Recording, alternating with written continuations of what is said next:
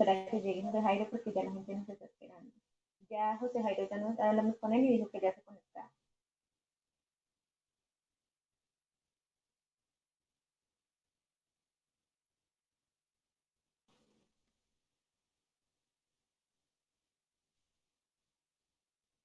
¿Ya podemos iniciar?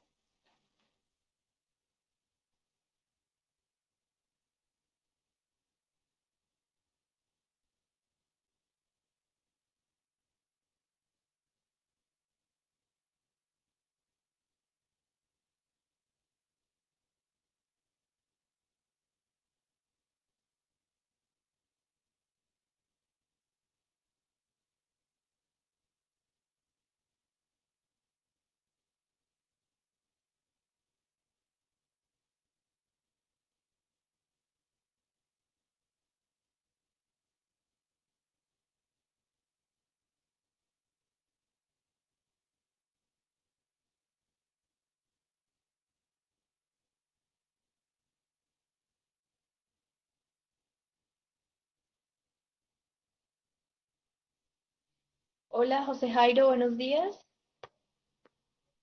Andrés Restrepo. Hola, buenos días, ¿cómo están?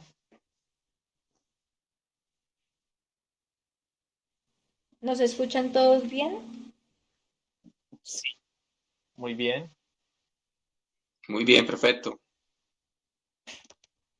Bien, entonces creo yo que podemos ir dando inicio al ciclo de conversatorios. Hola,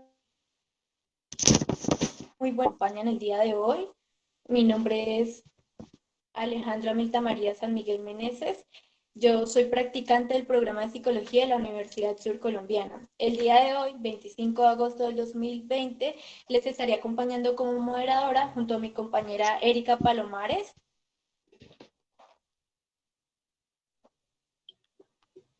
Hola, buenos días a todos y todas.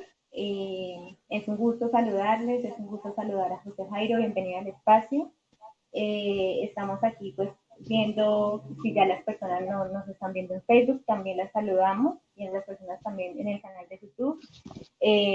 Esperamos unos momentitos mientras vemos este espacio y ya creo que podemos empezar. Y muchas gracias por estar en el espacio.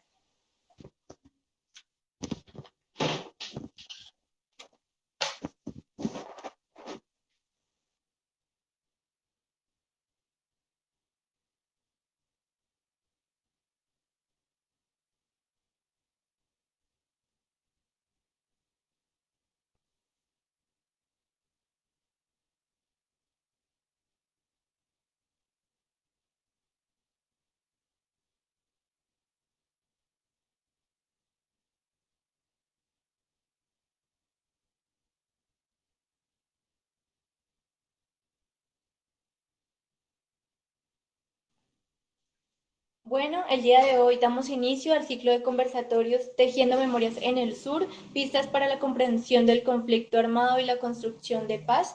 Esta es una iniciativa que nace desde el macroproyecto Tejidos de Vida del semillero de investigación Insurgentes del programa de psicología de la Universidad Sur Colombiana como aporte a la Comisión de la Verdad.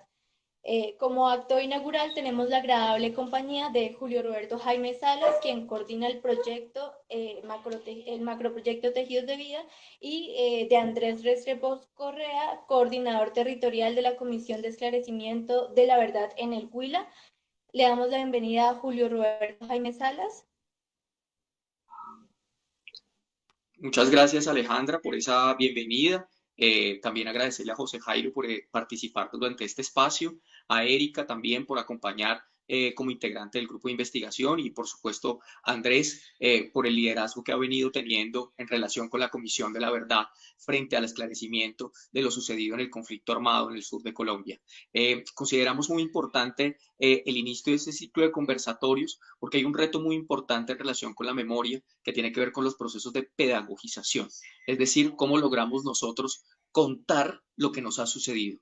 Lo que nos ha sucedido en algunos momentos nos ha quitado la posibilidad de colocarle la palabra, de colocarle nombre, pero es importante en las circunstancias en las que nos movemos, en la coyuntura actual en la que nos movemos, empezar a colocarle palabra a eso que ha sucedido para empezar a trabajar y a construir recursos simbólicos que nos permitan interpretar la manera como se ha desarrollado el conflicto armado y poder entender la realidad actual y un elemento fundamental que es la garantía de no repetición. Si nosotros logramos entender el por qué se ha desarrollado el conflicto armado dentro de nuestro país, el por qué se ha desarrollado el conflicto armado, con qué matices dentro del departamento del Huila y en el sur de Colombia, podremos entonces establecer las estrategias necesarias para lograr entonces la garantía de no repetición y la construcción de paz en la imperfección y en la articulación con las comunidades, que ha sido el anhelo histórico de las comunidades históricamente abatidas precisamente por este flagelo de la guerra.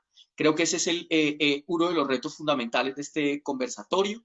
Creo que este es uno de los puntos centrales. Agradecerles a quienes están recibiendo este conversatorio a través de las redes sociales. Esta posibilidad de aprovechar también las circunstancias de crisis que nos ha generado la emergencia sanitaria y una posibilidad de encuentro, pues es también este espacio que estamos tejiendo acá. Y hablamos de tejer memorias porque efectivamente el tejido como metáfora es uno de los retos que tenemos aquí.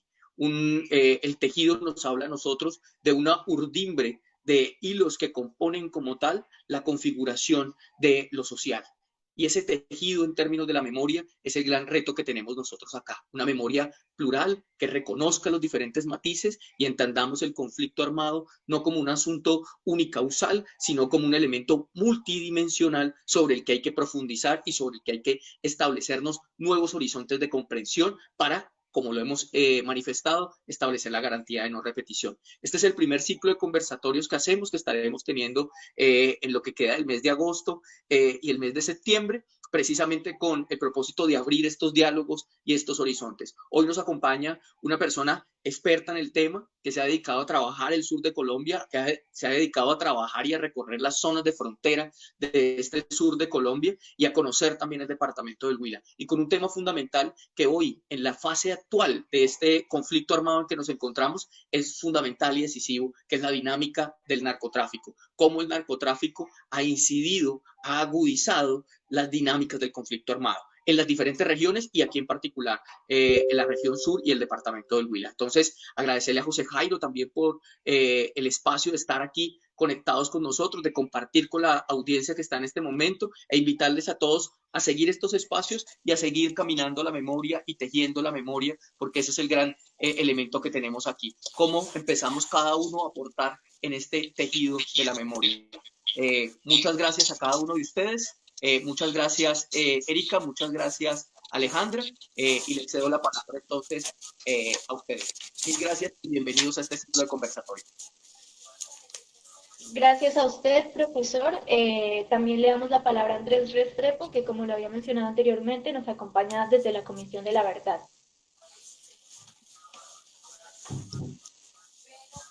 Hola, muy buenos días para todos y para todas.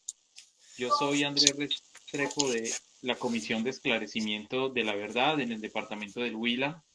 Este es un espacio muy importante que propone la Universidad Surcolombiana en respaldo a las labores de la Comisión de la Verdad y que nosotros recibimos con mucha satisfacción y con muchos deseos de que de estos conversatorios puedan salir importantes reflexiones para la sociedad huilense.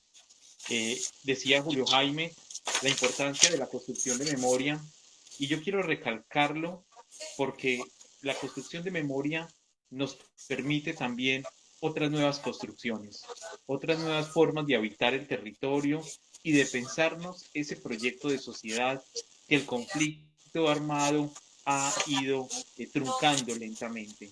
Cuando hablamos de memoria, hablamos de algo muy importante para los colombianos y es esa posibilidad también entonces de construir futuro.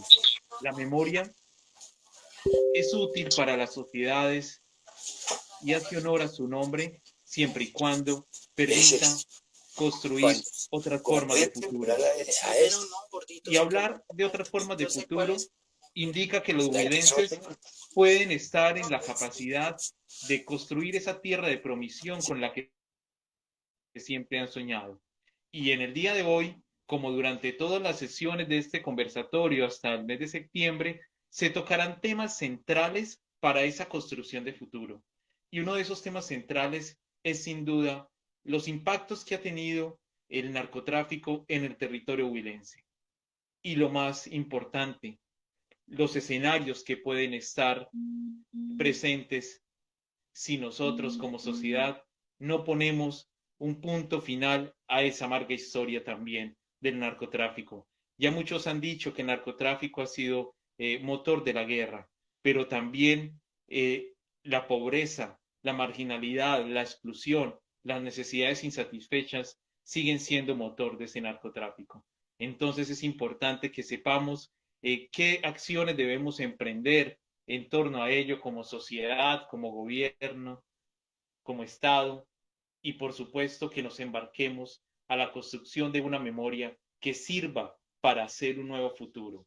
Le doy las gracias a la Universidad Surcolombiana, a Julio Jaime, que siempre ha estado tan dispuesto desde un inicio a colaborar no solo con la Comisión de la Verdad, sino con todo el sistema integral, a todo su equipo, por supuesto, Erika y Alejandra, y sin más presentación, a José Jairo González, que es una persona, una voz autorizada para hablar de este y tantos temas en el departamento. Saludar al Programa de Desarrollo y Paz del Huila, Huipaz, a la Plataforma Sur de Procesos Sociales, al Centro de Estudios Regionales del Sur y a las organizaciones que nos acompañan por todos los medios, por supuesto, a todos los amigos y amigas de la Universidad Surcolombiana y del Programa de Psicología y su cuerpo docente. Muchas gracias y José Jairo, estaremos muy atentos a recibir esas reflexiones en la Comisión de la Verdad y a todos ustedes, muchas gracias.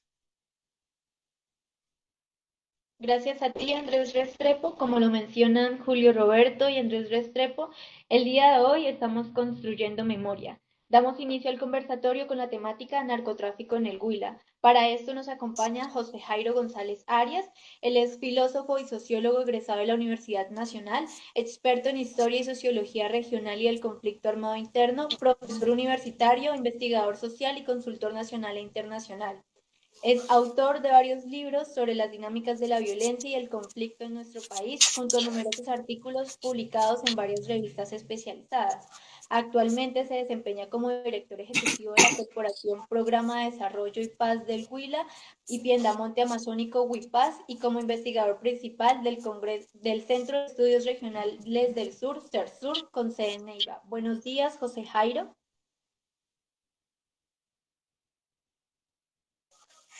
Buenos días, amigos Alejandra y Julio Jaime.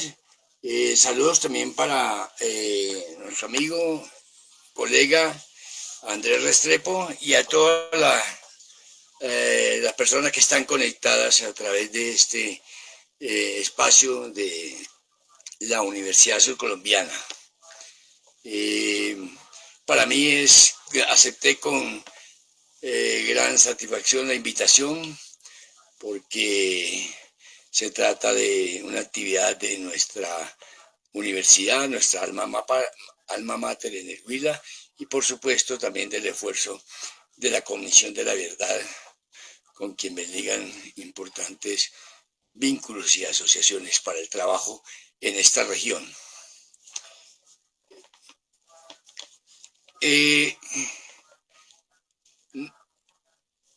El tema que vamos de conversatorio es sobre el narcotráfico en el departamento del Huila y sus impactos. Cuando hablamos de el impacto, el narcotráfico en el departamento de Huila, tenemos que tener mucha conciencia fundamentalmente de la ubicación del departamento en el contexto del país. El departamento del Huila es una gran puerta de entrada y una puerta giratoria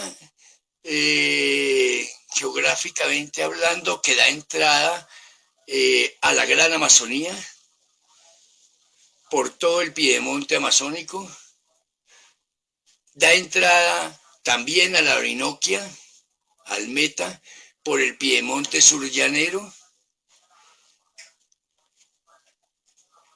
conecta por el norte, en el corredor de Sumapaz, con el departamento de Cundinamarca, parte del oriente del Tolima y por supuesto la misma capital de la República.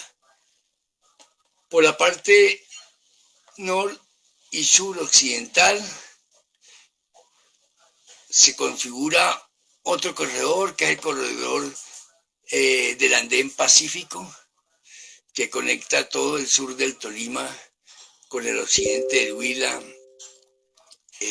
Caquetá y Putumayo, y por supuesto también con la parte alta de nuestro macizo colombiano. Este es el departamento de Huila en términos de su ubicación geográfica, podríamos decirlo, ocupa una posición geoestratégica. Y esta posición geoestratégica, geográficamente hablando y políticamente hablando, le confiere ciertas dinámicas en términos de los eventos sociales que suceden en el sur oriente, el sur occidente del país. El Huila se convirtió desde el punto de vista de estos grandes fenómenos sociales: narcotráfico, cultivos de uso ilícito, violencia, conflicto social y político y armado, y por supuesto narcotráfico en la concentración, digamos así, en el lugar de concentración en unos aspectos y de paso en otros aspectos de estos fenómenos. Por supuesto que se da por descontado, teniendo esa ubicación geográfica tan particular, que hay eventos, que no ha habido eventos, mejor, de los que he nombrado: conflicto armado, cultivo de uso ilícito, desplazamiento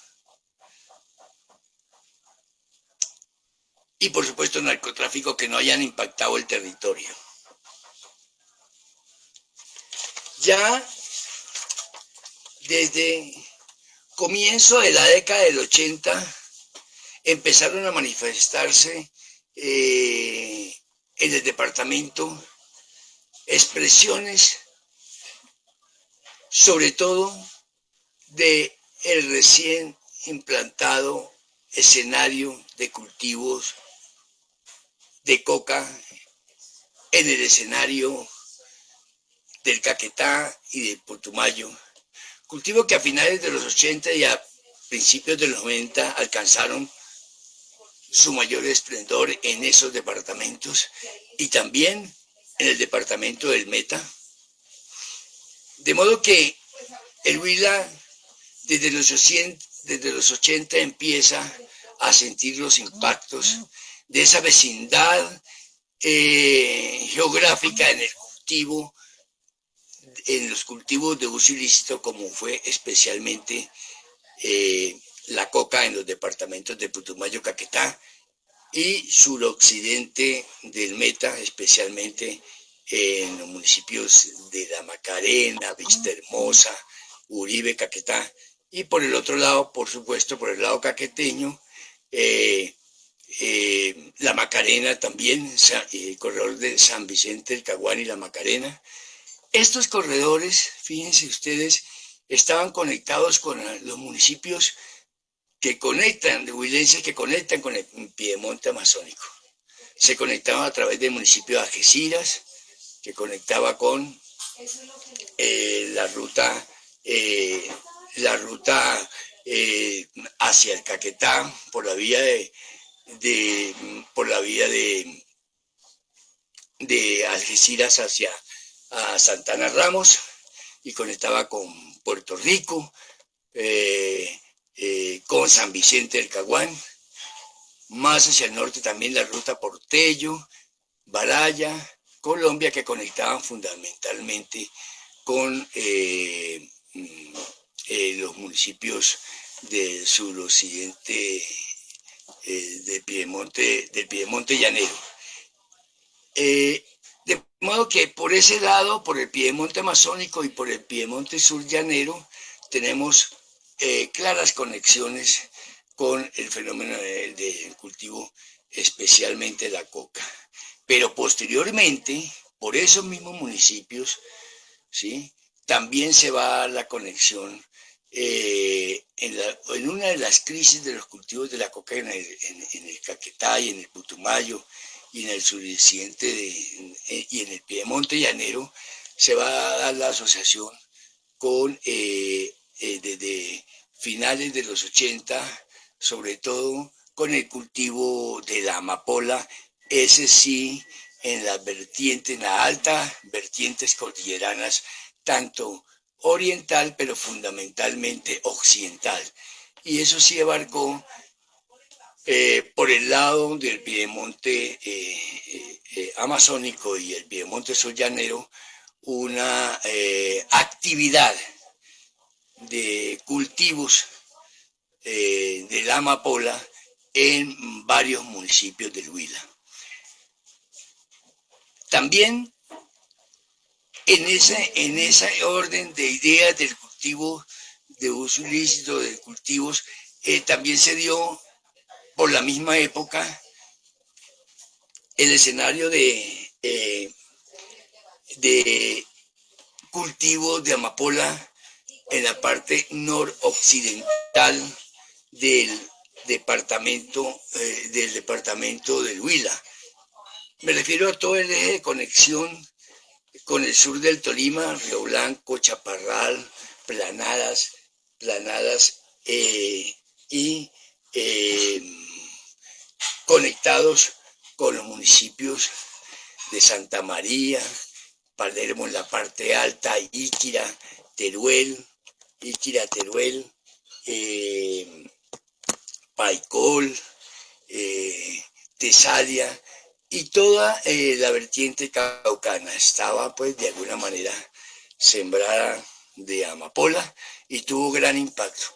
Estos ejes amapoleros fueron, si se quiere, un impacto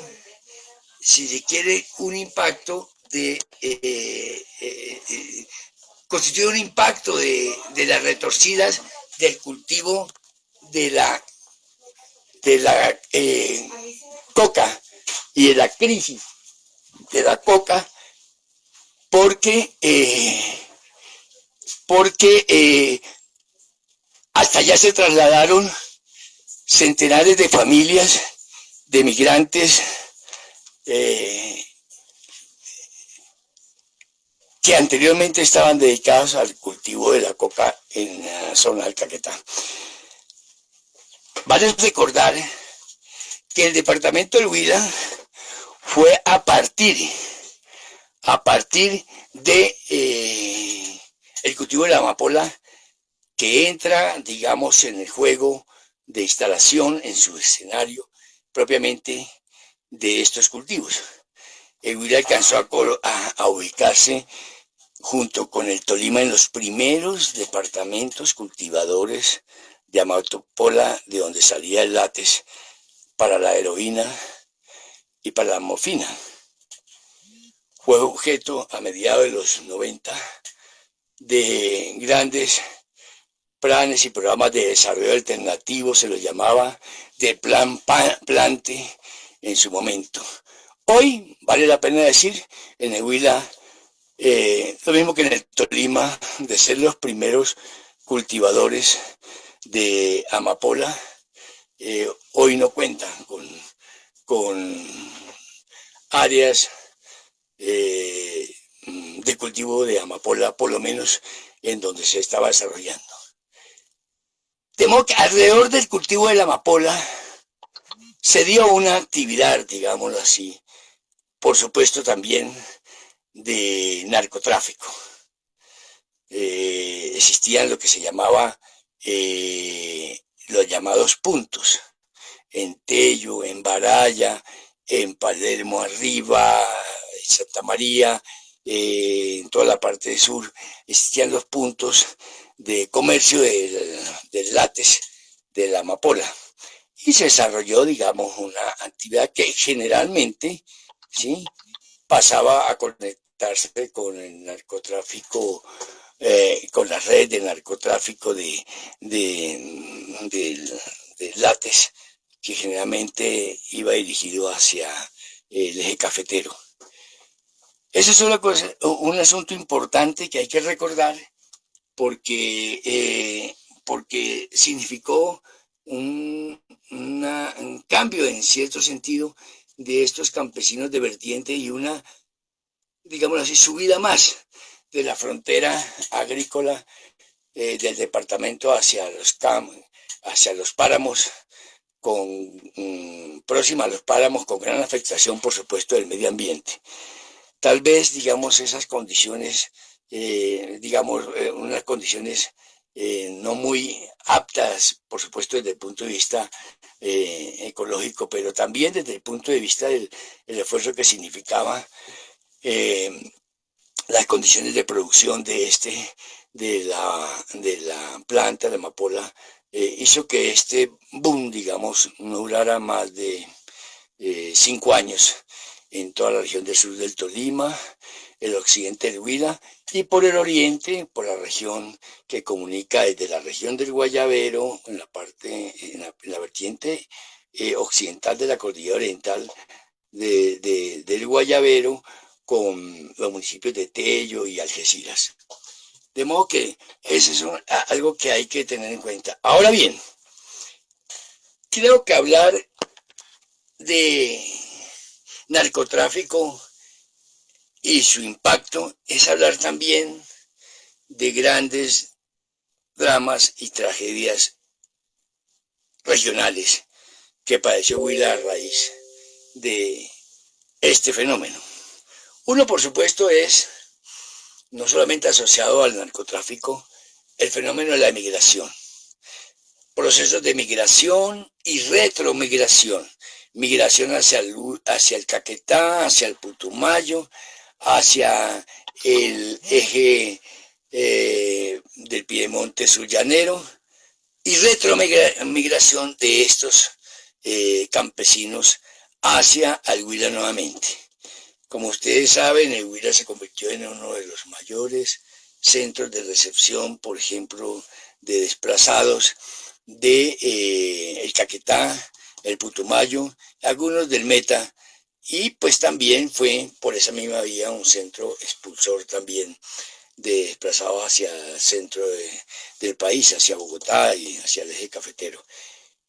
Pero ese era el fenómeno, es decir, una intensa movilidad poblacional atraído o conectado con esos ejes de cultivos de uso ilícito. La coca primero, la amapola, luego retorno nuevamente a la coca, y alrededor de eso se fueron formando, por supuesto, articulaciones, sobre todo, pues, con las mafias de la comercialización de la coca y la exportación y el narcotráfico, llamado propiamente dicho, cuando se articula con el comercio internacional. Eso, por supuesto, le dio al Huila una dinámica especial. Hay que anotar una cosa: los carteles de las drogas, como se llamaría ahora, no se asentaron, no tuvieron una intensa actividad en el departamento del Huila, por cuanto, primero, no era productor de coca. Respecto a la amapola, pues no se configuraron, en el cual sí fue productor, no se alcanzaron a configurar carteles, sino, digamos, unas rutas del área de producción al área de comercialización. Los campesinos amapoleros, para poner un ejemplo, alcanzaron prácticas de transformación de su látex en H, heroína, y en M, morfina. Ellos alcanzaron a tener unas prácticas de esas. Pero todo el comercio, todo salía por el eje cafetero, por Bogotá también. Pero no configuraron carteles de la amapola en el departamento de Huila. En cambio sí, como resultado de la conformación de estos carteles en el Caquetá, en el Putumayo, en la parte del Meta, sí sufrimos, digámoslo de alguna manera, los impactos de de la actividad de estos carteles. Uno de los primeros impactos fue que esto, por supuesto, fue asociado con el paramilitarismo. Los carteles de la droga, el Caquetá, Putumayo, etcétera, fueron a su vez agentes, promotores de la violencia regional en el Caquetá, en el Putumayo, y lograron extender su influencia, por ejemplo, hacia la parte sur del departamento.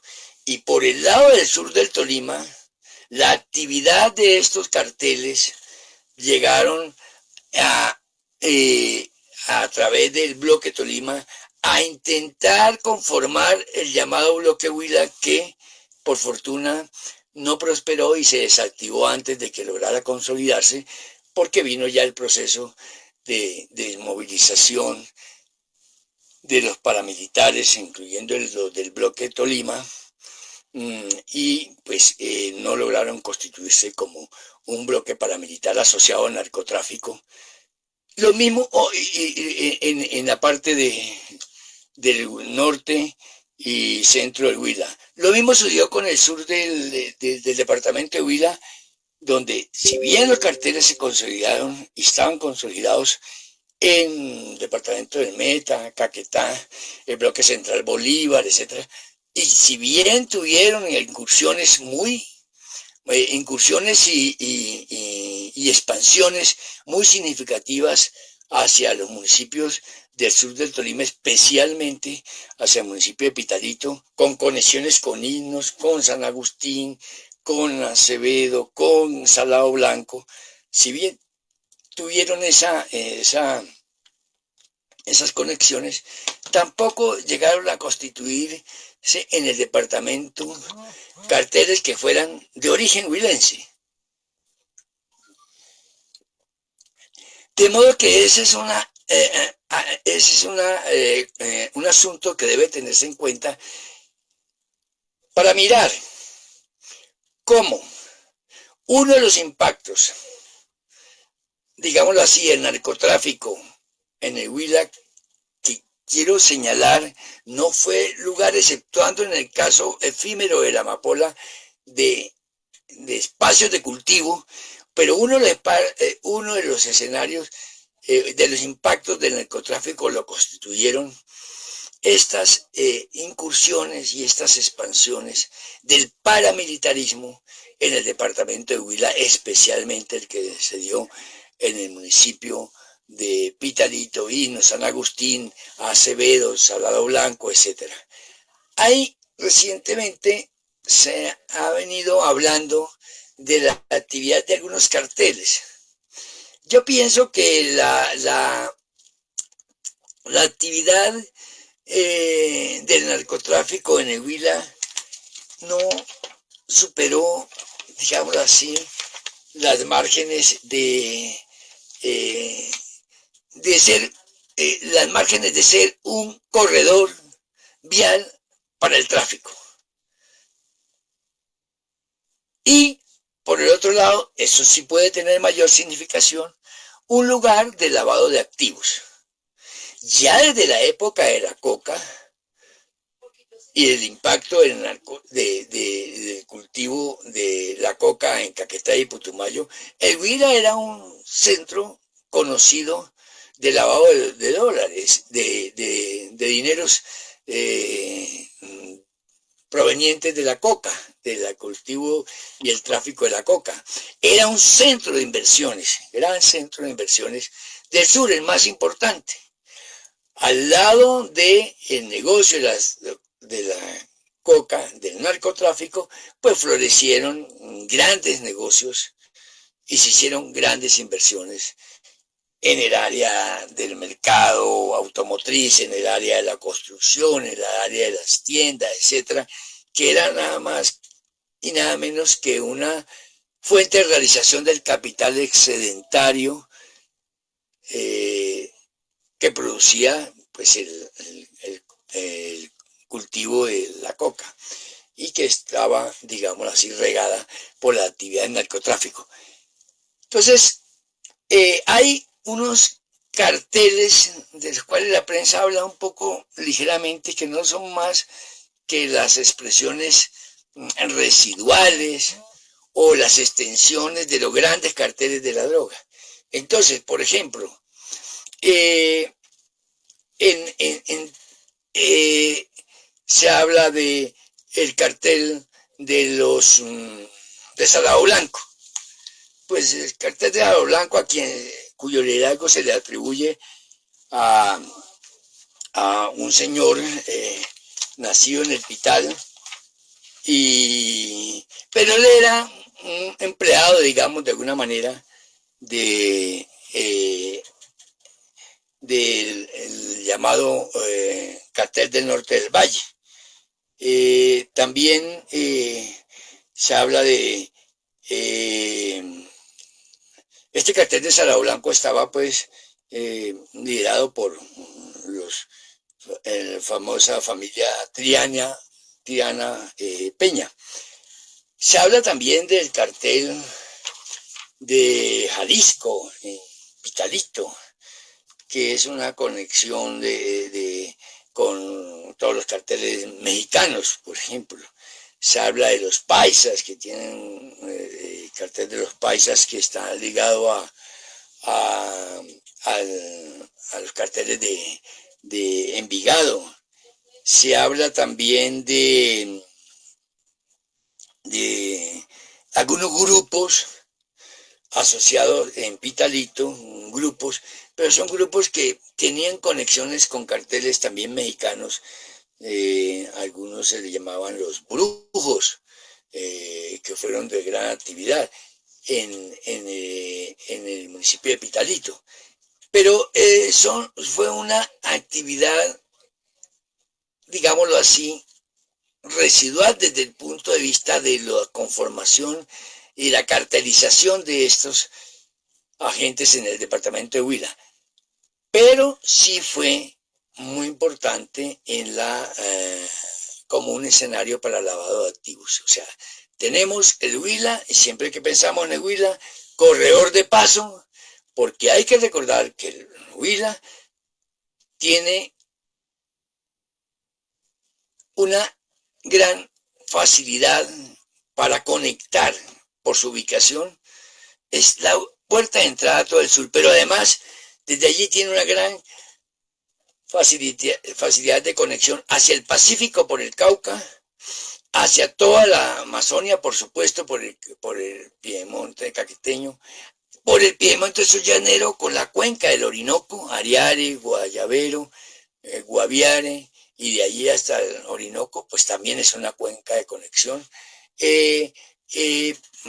Por la parte norte, etcétera, por el oriente del Tolima, Cundinamarca, y por supuesto por el área central con el centro, con Bogotá, con Ibagué, etcétera. De modo que es realmente una gran puerta giratoria que conecta el sur del país con el centro y con el oriente del país. Es una situación bastante, digámoslo así, privilegiada desde el punto de vista sería también desde el punto de vista del desarrollo de actividades económicas. De modo que yo quería señalar con eso y dejar abierto un poco las preguntas, señalando que el departamento del Huila es fundamentalmente un escenario articulador de espacios de realización de la actividad del cultivo, de la actividad de inicio del ciclo del narcotráfico, pero por el otro lado es también un espacio de lavado de activos. No en las proporciones que uno se imaginaría, pero sí, por supuesto. Eso ha impactado no solamente a Pitalito. Todos los que conocemos, sabemos Pitalito y los municipios del sur, allí hay una economía, mucha de ella, no de toda, por supuesto, porque también hay una grandísima actividad legal asociada al cultivo del café, pero una parte de la economía está asociada a la realización de esos capitales sedentarios producto del narcotráfico. Entonces hay grandes inversiones. Pero aún en Neiva, todos sabemos que Neiva, decíamos de alguna manera, es un escenario, como se dice coloquialmente, es una gran lavandería. Surgió como una gran lavandería. Tal vez hacia el sur, para si dijéramos los impactos, fue en el paramilitarismo. Yo creo que la actividad esa está asociada al paramilitarismo. No sé si dejo ahí y más bien dejo abierto a las preguntas. Vale, muchísimas gracias, José Jairo. Quisiera, pues aquí tenemos una pregunta y ya como tú nos lo mencionas acerca de ese vial que se puede hacer o de ese lavado de activos también como le das nombre y como lo llamas a eso, quisiéramos preguntar acerca de cómo influyen estas dinámicas tanto sociales y culturales, así como también en lo político. ¿Cómo influyó todo eso en este ejercicio político? Bueno, yo creo que hay variaciones. Mira, el impacto en social y cultural, pues es inocultable. De todas maneras, voy a señalar un poco más la familia huilense, para decirlo de alguna manera, que era de ascendencia o es de ascendencia, digamos, conservadora. Se abre un poco más la migración, etcétera. Las prácticas culturales también se recomponen. Muchas estuvieron asociadas esas prácticas a nuevas nociones de progreso, de éxito, que estaban indudablemente ligadas a la capacidad de realización de muchos de los capitales provenientes del narcotráfico. Los jóvenes tuvieron como modelo, digamos, de progreso y de éxito la acumulación de este dinero fácil, la compra, venta de automóviles, motocicletas, celulares, las ropas de marca. Todo esto se puso un poco más a la mano de estos jóvenes hombres y mujeres. Por supuesto que la familia, en cierto sentido, se liberalizó, pero más asociada no a la formación cultural a través de la escuela, los colegios, etcétera, sino a esta relación y dinámica con con el capital sedentario producida por el narcotráfico. No me atrevería a decir cuál fue el impacto en los niveles de organización. Creo que Huila ha mantenido unos niveles estándares aceptables en su proceso de organización social. Sus organizaciones sociales han venido constituyéndose, han venido manteniéndose o incluso creándose nuevas y nuevas organizaciones, pero no creo que haya sido tan de gran impacto, digámoslo así, como si puede verse en el Caquetá, en el Putumayo, esta actividad en el sector. A mí me parece que con algunas excepciones, y quiero señalar una, el narcotráfico y estos capitales sedentarios sí alcanzaron a impregnar los capitales de campaña. Sobre todo en el sur se rumoró durante principios de esta década que hubo alcaldías que fueron, y se señaló en los estudios que hicimos desde la misión de observación electoral Huila, que hicimos para la MOE del Huila, que lo hizo el Centro de Estudios Regionales del Sur, CERSUR, pues alertábamos sobre los riesgos electorales por compra de votos y por penetración de las campañas de uso ilícito. Es un factor que sí hay que tener en cuenta. Incluso algunos en un momento, eso no lo señalamos nosotros en el informe, pero se rumoraba precisamente porque no teníamos, que incluso afectó algunas campañas a la gobernación. No solamente campañas de alcaldía, sino que logró afectar algunas campañas a la gobernación en el pasado.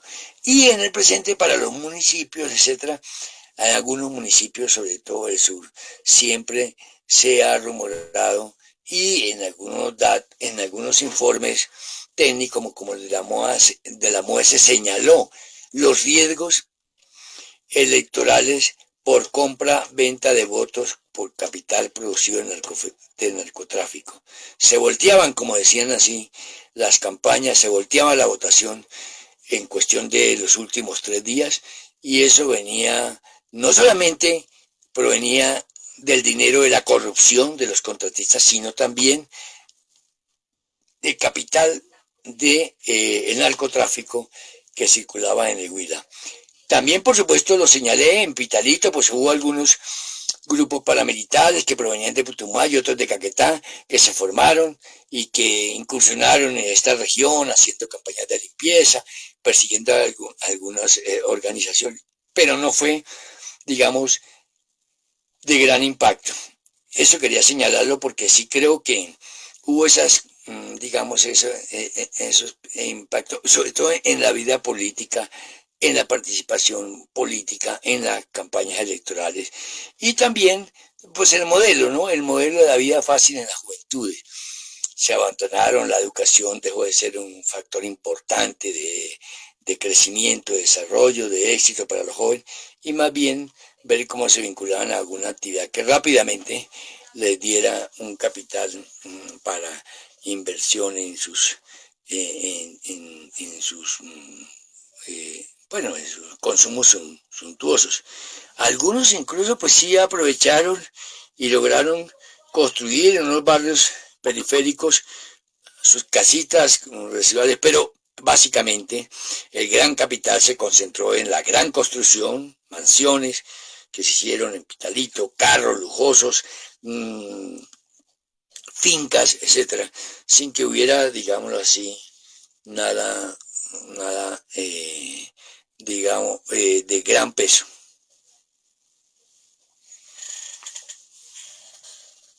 ¿Aló? Gracias, José Jairo. Aquí tenemos otra pregunta, la hace Andrés Restrepo Correa. ¿Qué relación tiene el narcotráfico con el conflicto armado en el Huila? Yo a esto le sumo, nos gustaría saber cómo podríamos hacerle frente a esas consecuencias que ha dejado el narcotráfico en el Huila y cómo podemos construir paz a partir de esto. Bueno, yo creo que siguiendo un patrón general, el narcotráfico, diríamos, de acuerdo a ese patrón, e incluso desde su modo operandi, está asociado a la violencia. No puede haber expansión de la actividad del narcotráfico si al mismo tiempo no se ejerce violencia para dominar estructuras, poderes locales, micropoderes y poderes incluso nacionales para que pueda desarrollarse. Por supuesto, aquí entonces el narcotráfico, todo asociado, por ejemplo, a la conformación de grupos paramilitares. Claramente, conformación de bloques específicos, cuya desmovilización, por ejemplo, en el sur se dio con el bloque Central Bolívar, el bloque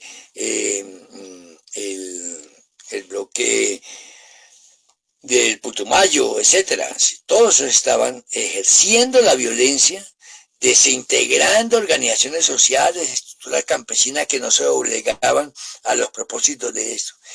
Y hay que decirlo también, eso impregnó no solamente no solamente motivó la creación de estas fuerzas de choque, que es el paramilitarismo, para la actividad del narcotráfico, sino que también el narcotráfico de alguna manera afectó a otros actores armados. Nadie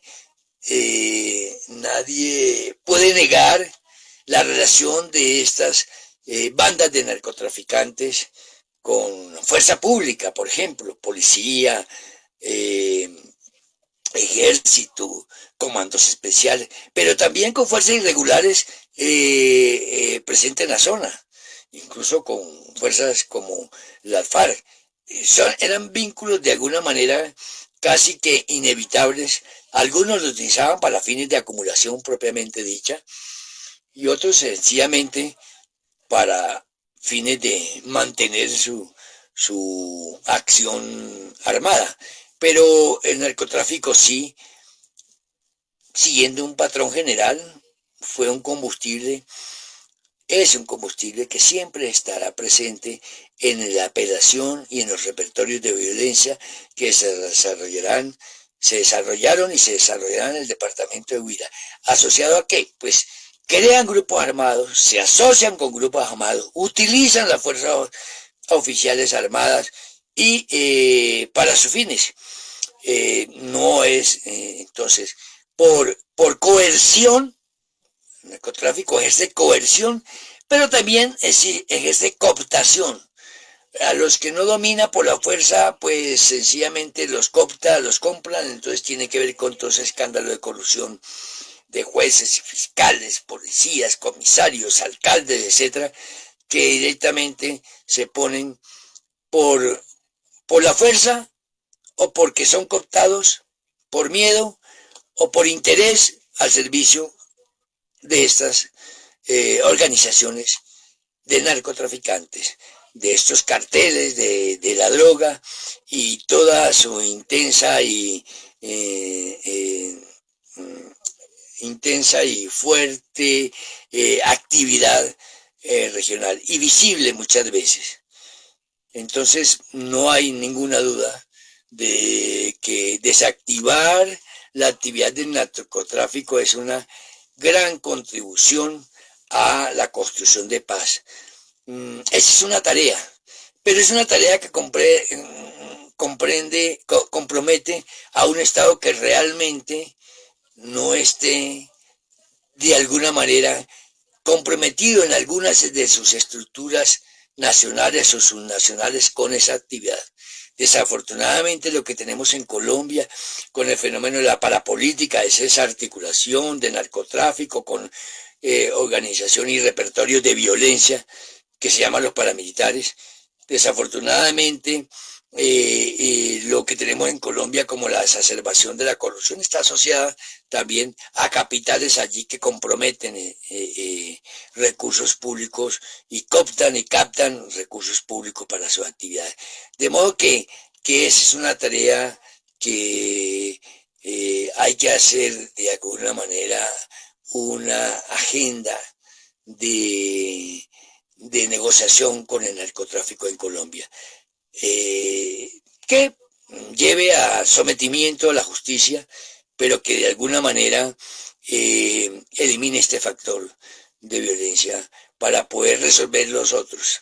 Estamos en un proceso que con todas las adversidades actuales desarrolladas por los enemigos seculares de la paz, creo que estamos en una actividad y en un deber ético de contribuir a la construcción de paz, defendiendo el acuerdo de paz, ampliándolo, completándolo, y actividades como las de la Justicia Especial para la Paz, como la búsqueda de la verdad de la Comisión de Esclarecimiento de la Verdad, como otras actividades como la lucha por el encuentro de los hallazgos sobre las personas desaparecidas, cantidad de personas aparecidas en el sur. Todo eso tiene que ver justamente con el proceso de construcción de paz, pero para eso también hay que establecer una agenda con el narcotráfico. Hay que desactivar esa bomba de tiempo que estará presente mientras las condiciones de nuestro desarrollo económico se abran a las oportunidades de estos jóvenes, hombres y mujeres que se vinculan a esta actividad, algunos sencillamente por física necesidad. ¿Sí?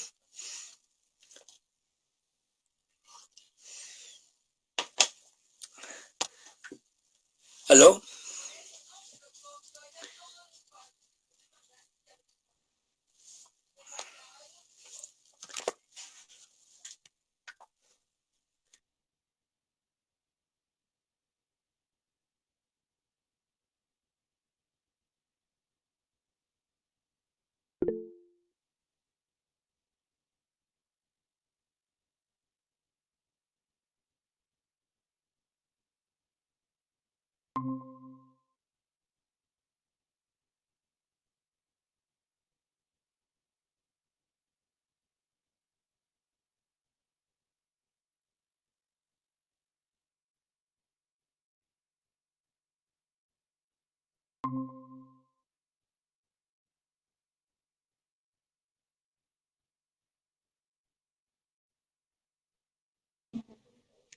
Hola, qué pena, tenemos problemas de conexión, ya volvimos.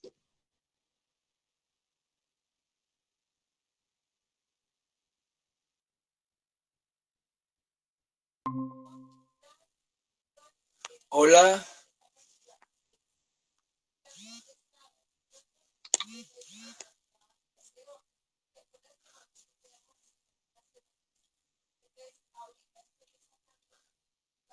Hola.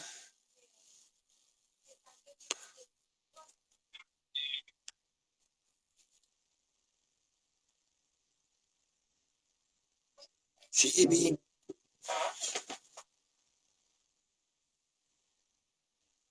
Ah, bueno, no, yo no sé a qué hora me salí, si alcancé a terminar, no sé. Sí, sí se alcanzó. ¿Cómo? Sí, ya, ya estaba terminando, sí. Pues yo creo que esto quedaría ya para finalizar con estos problemas, más bien se nos alcanzó a salvar esta charla que estuvo un poco accidentada. Sí, también tuvimos aquí problemas de conexión, sin embargo, Sí, pues creo que alcanzamos a escuchar muy bien, muchas gracias. No sé, José Jairo, ahora. si nos responde una última pregunta que nos hacen desde Facebook, nos la hace quien dice que gustaría saber cómo usted lee la influencia del narcotráfico en el regreso y rearme de las FARC en el norte del Huila, como esa recomposición del conflicto armado pues en Algeciras, que dice que parece ser una disputa por las rutas de salida pues de estas sustancias y demás. Bueno, en realidad yo me resisto a creer que el caso de la lamentable acentuación de la violencia en ese querido municipio de Algeciras obedezca exclusivamente a una disputa por corredores viales y por mercados de la droga en esa zona. Sin negar que evidentemente eso está presente, hay otros factores que explican más. Primero, creo que ya todos sabemos, hay una recomposición de estas en los espacios rurales, de estas fuerzas que ejercían coerción o ejercían consenso en estos espacios. Al generarse un proceso de reinserción, incorporación de las guerrillas de la FARC al proceso político de paz, quedan espacios vacíos. Los primeros, todos lo sabemos, estos espacios vacíos fueron llenados por grupos, bandas, que ejercían violencia para la acumulación privada. Y eso lo existía antes, durante y después del proceso, antes, durante y con o sin disidencias. Eso hay que tener en cuenta. Entonces, alguien ocupa esos espacios vacíos. Ahora bien, allí hay unos espacios ocupados por reincorporados, por personas que de alguna manera estuvieron allí y era lugar, digamos, habitual de sus familias de reincorporados, como también de disidencias que estaban en estos momentos, que están en estos momentos ejerciendo la violencia. Pero tampoco se puede convertir el fenómeno de las disidencias como un comodín para decir que todo lo que pasa allá es problema de las disidencias y es problema de la disputa entre las disidencias, porque aún las disidencias tienen naturalezas distintas. Es claro que hay una disidencia como la que corresponde a los grupos se regresó, después de haber firmado el acuerdo, se regresó al uso de las armas. Esas disidencias siguen elaborando banderas políticas y probablemente también tengan, digámoslo así, afán de recuperar los territorios donde actuaron. Entonces Algeciras sí sigue siendo un terreno, se convirtió en un terreno en disputa, pero lo que me preocupa a mí es que no haya una agenda, ¿sí? De una agenda que conduzca a la seguridad de ese municipio, no basado en crear nuevos batallones, crear nuevas unidades, sino basado en este consenso. Ahí hay un consejo municipal de paz que debería en estos momentos estar desplegando una gran actividad y entrar en ejercicios de contacto, de diálogo, de conversación con estos factores de conflicto. Creo que no vamos a convertir en Algeciras en el foco pues de la actividad delincuencial del narcotráfico y de disputa por los recursos provenientes de eso. Me parece que es una lectura estigmatizante, una lectura equivocada. Allá sí hay presencia porque es un corredor, pero no es necesariamente comparable a una zona pues donde la responsabilidad del Estado pueda excluirse. Ahí hay una responsabilidad enorme del Estado. Por un lado, seguir con el pacto de cumplimiento del acuerdo de paz. Eso es muy importante, es un factor muy importante en el caso de Algeciras sobre todo. Dos, ¿sí? Controlar la actividad de estos, ocupar legalmente estos espacios para impedir que otras fuerzas irregulares, sobre todo la asociada al narcotráfico, que se acomodan a esa actividad supuestamente institucional, ocupen esos espacios. Y tres, pues están las fuerzas disidentes que elaboran carácter político, que con quienes, por supuesto, el Estado tiene que adelantar toda su campaña de orden y de seguridad. Pero ese es otro problema. No podemos generar un espacio de confusión y decir que ahora todos allá son los narcotraficantes, son disputas entre las disidencias. Me parece que una lectura sesgada, equivocada e incorrecta. ¿Sí?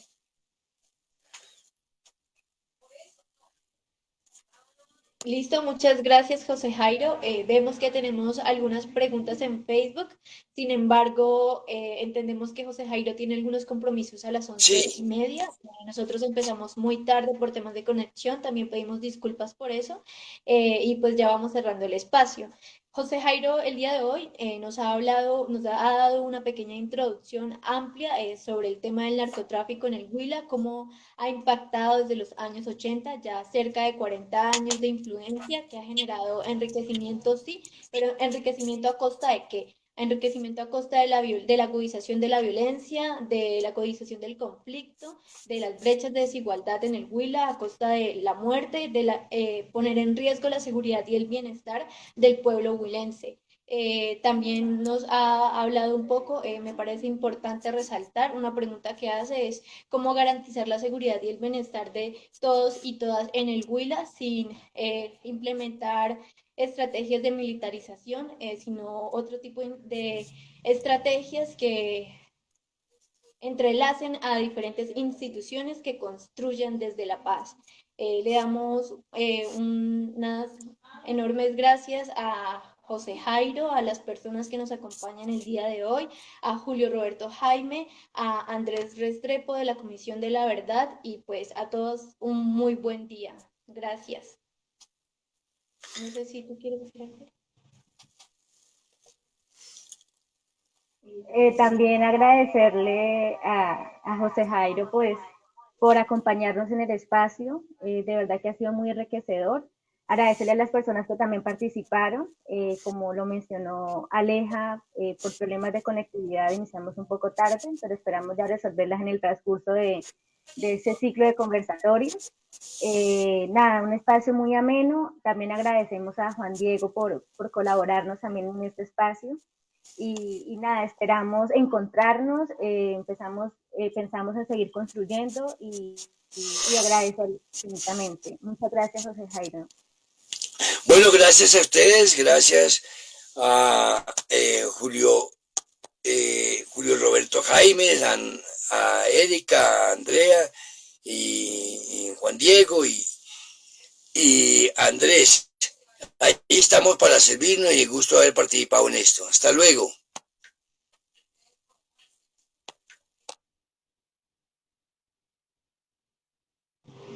Gracias, hasta luego a todos, un buen día y a todas, a todos y a todos, buen día.